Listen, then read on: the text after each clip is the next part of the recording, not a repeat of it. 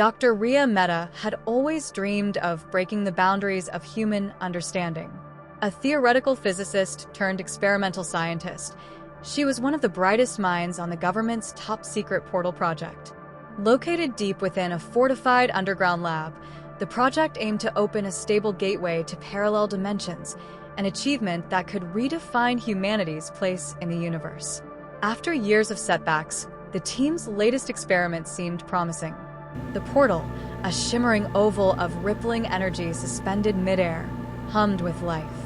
It was both beautiful and terrifying, a manifestation of equations made real. Ria had overseen every detail of the project's development, but even she couldn't shake the unease that came with tampering with forces they barely understood.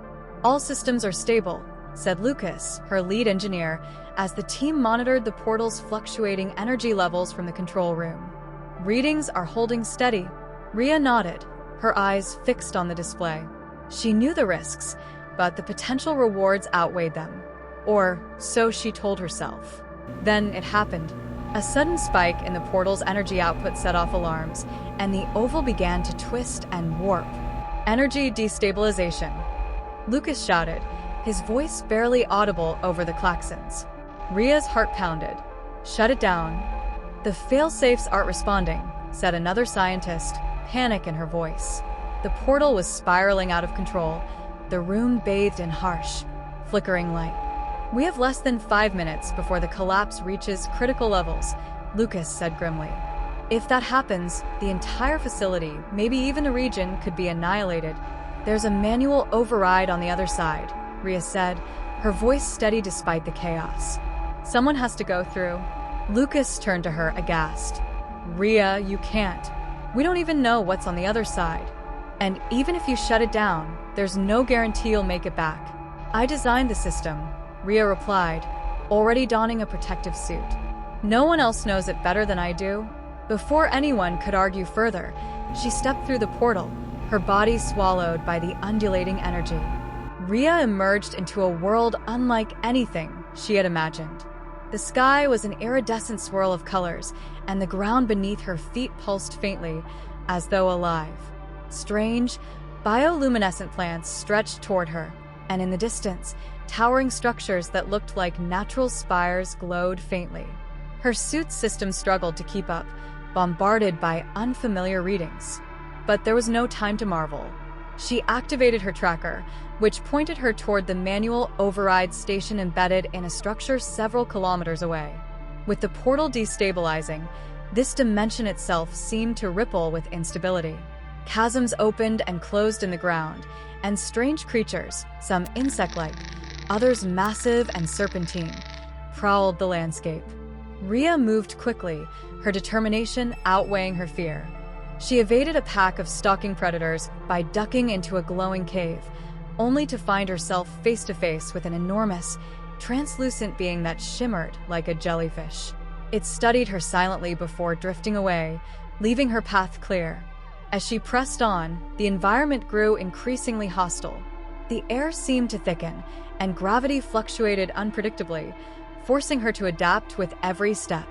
At one point, a swarm of small, flying creatures buzzed around her, their luminescent wings creating a dazzling, disorienting display. She waved them off, heart pounding, and kept moving.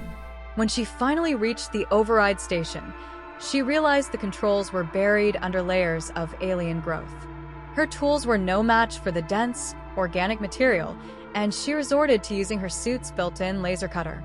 The minutes ticked away as she worked, sweat beading on her brow. Finally, the panel was exposed. She input the shutdown sequence, her hands trembling as the portal's energy readings reached catastrophic levels. With a final keystroke, the override engaged. The portal's energy signature began to stabilize, and the gateway flickered, and then closed. Her mission was complete, but as the portal vanished, so did her link to the human world. Ria had expected death. Instead, she awoke in a serene, alien landscape. The air was thick but breathable, carrying a sweet, unfamiliar scent. She was lying on a soft, moss-like surface that glowed faintly in the twilight. Above her, Gentle orbs of light drifted like fireflies, and in the distance, crystalline structures sang softly in the breeze. Her suit systems were offline, but her body felt restored, even invigorated. A group of beings approached her, humanoid but distinctly alien, with translucent skin that shimmered with colors that shifted like oil on water. One of them reached out, and though it didn't speak, Rhea understood its intent. Images and feelings flooded her mind. Welcome, curiosity, and a profound sense of peace. Time here was different, she realized. It stretched and contracted, unbound by the rules she had known. She tried to communicate, explaining her world and her mission. The beings responded by showing her glimpses of their existence, a society in harmony with their environment, where knowledge was shared through thought and emotion. As days, or what felt like days, passed, Rhea began to understand the truth. The destabilization of the portal had disrupted this realm, and her actions had not only saved her world, but also restored balance here. The beings regarded her with reverence, as both savior and guest. Back on Earth, the Portal Project team mourned Rhea's loss. She was hailed as a hero, her sacrifice ensuring the survival of countless lives. But in the alien realm, Rhea faced a choice. The beings offered her a chance to stay, to learn their ways and explore dimensions of existence beyond human comprehension. Yet, they also revealed a way for her to return to her world, though it would be a one-way journey. Time moved differently here. Years might have passed on Earth. Rhea stood at the edge of a crystalline lake, gazing at the reflection of the alien sky. The decision weighed heavily on her. She had found a kind of peace here, a place where she could continue her pursuit of knowledge.